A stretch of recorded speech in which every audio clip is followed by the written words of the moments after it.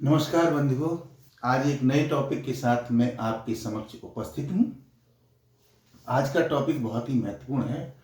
आधुनिक भारतीय इतिहास के अंतर्गत 1857 ईस्वी का विद्रोह, इसके बारे में हम महत्वपूर्ण चर्चा करने वाले हैं और इसके बारे में हम बताएंगे कि जो महत्वपूर्ण तथ्य थे वे क्या थे, उनके बारे में जानकारी आपको देंगे जो विभिन्न प्रकार की प्रतियोगिताओं में पूछे जाते हैं। तो आइए कुछ महत्वपूर्ण बातों पर विचार करते हैं। सबसे पहले ये देखेंगे कि जो 1857 का विद्रोह शुरू हुआ था, 10 मई 1857 को शुरू हुआ था और ये विद्रोह जिस समय हुआ उस समय भारत की स्थिति अत्यंत असंतुलित थी और उस समय की महत्वपूर्ण बातों की जानकारी हम लोग लेंगे। उसमें कौन से पदाधिकारी थे, कौन सी खास बातें थीं जो अक्सर प्रतियोगिताओं में पूछी जाती हैं। तो सबसे पहले देखेंगे कि विद्रोह के समय में इंग्लैंड की महारानी, यानी इंग्लैंड का शासक उस समय कौन था, तो इंग्लैंड की महारानी थी महारानी क्वीन विक्टोरिया। क्वीन विक्टोरिया जो थी वो इंग्लैंड की महारानी थी। ब्रिटेन में राजतंत्रीय व्यवस्था है और उसके आधार पर वहां पर जो है राजतंत्र के साथ साथ लोकतंत्रीय व्यवस्था भी अपनाई गई है, ऐसा इंग्लैंड का संविधान कहता है, जिसके अनुसार एक राजा होता है, संसद होती है और प्रधानमंत्री होता है। तो वहां के राजपद पर जो महिला आसीन थी उनका नाम था क्वीन विक्टोरिया। अब दूसरी बात देखेंगे कि प्रधानमंत्री उस समय कौन था। विद्रोह के समय ब्रिटेन का प्रधानमंत्री कौन था, और वो थे लॉर्ड पार्मस्टन। लॉर्ड पार्मस्टन जो थे वो प्रधानमंत्री थे। उस समय ब्रिटिश सरकार के द्वारा कंपनी का गवर्नर जनरल किसको बनाया गया था, जो कि भारत की व्यवस्था को देख रहा था। तो भारत का गवर्नर जनरल जो थे वो थे लॉर्ड कैनिंग। लॉर्ड कैनिंग जो लॉर्ड डलहौजी के बाद भारत आए थे और लॉर्ड डलहौजी की जो हड़प नीति थी उसके और अन्य विभिन्न कारणों के कारण से भारतीय जनता में आक्रोश फैला हुआ था। तो वो आक्रोश अब विद्रोह के रूप में बदल गया था, गदर के रूप में बदल गया था। तो लॉर्ड कैनिंग गवर्नर जनरल थे और इस समय जो भारत में अंग्रेजों की व्यवस्था को देखने वाली कंपनी थी उसका नाम था ईस्ट इंडिया कंपनी, जो व्यापार करने के लिए आई थी और 18वीं सदी में राजनीतिक हस्तक्षेप करते हुए आगे बढ़ गई थी और वही पूरी की पूरी कार्यवाही देख रही थी, राजनीतिक कार्यवाही को।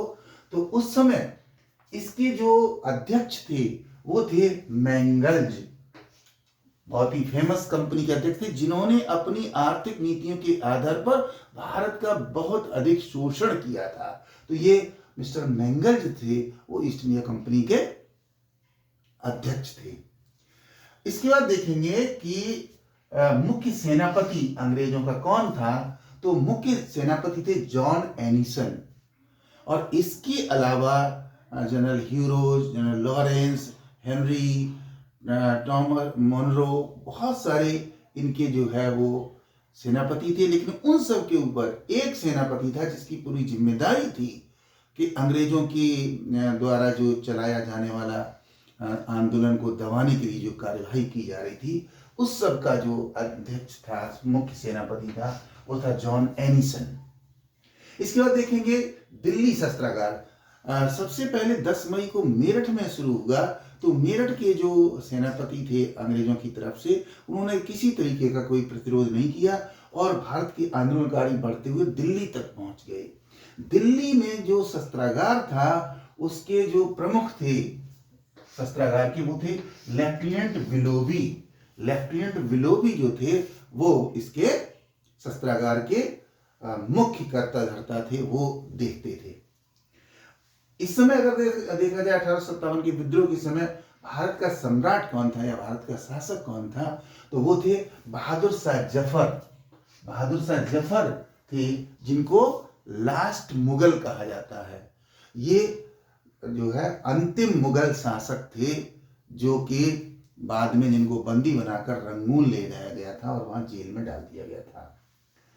तो ये भारत के सम्राट भी नहीं मान सकते, भारत के शासक मान सकते हैं जो उस समय थे। इस विद्रोह के समय एकमात्र प्रत्यक्षदर्शी शायर कौन था? ये बहुत ही मशहूर शायर मिर्जा गालिब जो थे, वो विद्रोह के समय, इस पहली लड़ाई के समय वो जो है प्रत्यक्षदर्शी थे और उन्होंने बहुत सारी परिस्थितियों पर इसके बारे में अपनी शायरी में वर्णन किया है। विद्रोह के समय 1857 के विद्रोह के समय एक साम्राज्य का अंत हो गया था और वो साम्राज्य भारत का बहुत ही मजबूत साम्राज्य था जो धीरे धीरे पतन की ओर बढ़ रहा था और अंग्रेजों ने इस विद्रोह के समय उस साम्राज्य में अंतिम कील गाड़ दी और वो साम्राज्य नष्ट हो गया, उसका पतन हो गया। वो था मुगल साम्राज्य था। अगला है कि 1857 के विद्रोह के समय सैनिक वर्दी में लड़ने वाली महिला कौन थी? सैनिक वर्दी में, वैसे तो बहुत महिलाओं ने विद्रोह किया था, लेकिन सैनिक वर्दी में लड़ने वाली थी कानपुर की नर्तकी अजीजन बाई। कानपुर की जो नर्तकी थी अजीजन बाई, उसने जो है अंग्रेजों से बदला लिया था और वो सैनिक के वेश में लड़ी थी। अगला, विद्रोह का अधिकृत चिन्ह क्या था? विद्रोह के समय भारतीयों द्वारा आंदोलन को आगे बढ़ाने के लिए एक चिन्ह अपनाया गया था और वो चिन्ह था रोटी और कमल। रोटी का मतलब है कि अंग्रेजों से अपनी रोटी छीननी थी, यानी कि जो अंग्रेज हिंदुस्तान को लूट रहे थे उस लूट को बचाना था और अपनी रोजी रोटी को प्राप्त करना था। कमल का मतलब था कि जब हम अंग्रेजों से ये प्राप्त कर लेंगे तो हमारा देश कमल की तरह खिलने लगेगा। तो इसलिए इसको भारत के पहले विद्रोह का प्रतीक बनाया गया था जो कि राष्ट्रीय विद्रोह कहलाया था।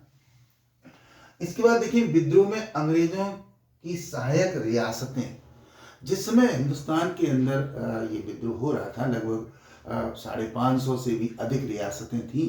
उनमें से कुछ रियासतें ऐसी थीं, रियासतों के जो शासक थे वो ऐसे थे जो अंग्रेजों की मदद कर रही थी बजाय हिंदुस्तानियों की मदद करने की, क्योंकि वो अपने वर्चस्व को बनाए रखना चाहते थे, अपने रियासत या रजवाड़े को बनाए रखना चाहते थे। इनमें से जो खास तौर से थे वो थे पटियाला, जिंद, हैदराबाद का निजाम था जो कि लगातार अंग्रेजों की मदद कर रहा था, और ग्वालियर। तो इनके अलावा भी और छोटी छोटी रियासतें थीं, वहाँ के शासक भी अंग्रेजों की मदद कर रहे थे, लेकिन बाकी जो रियासतें थीं वो आंदोलनकारियों का साथ देते हुए अंग्रेजों से संघर्ष कर रही थी। तो एक ही समय में भारत की कुछ रियासतों के शासक आंदोलनकारियों का सहयोग कर रहे थे और दूसरी तरफ कुछ शासक जो है वो अंग्रेजों का सहयोग कर रहे थे। इसके बाद देखिए, विद्रोह को दबाने वाली सेना रेजिमेंट। जब अंग्रेजों ने इस विद्रोह को दबाया तो उसमें खास तौर से दो प्रमुख रेजिमेंट थी सेना की जिन्होंने मुख्य भूमिका अदा की थी, और वो थी गोरखा रेजिमेंट और सिख रेजिमेंट।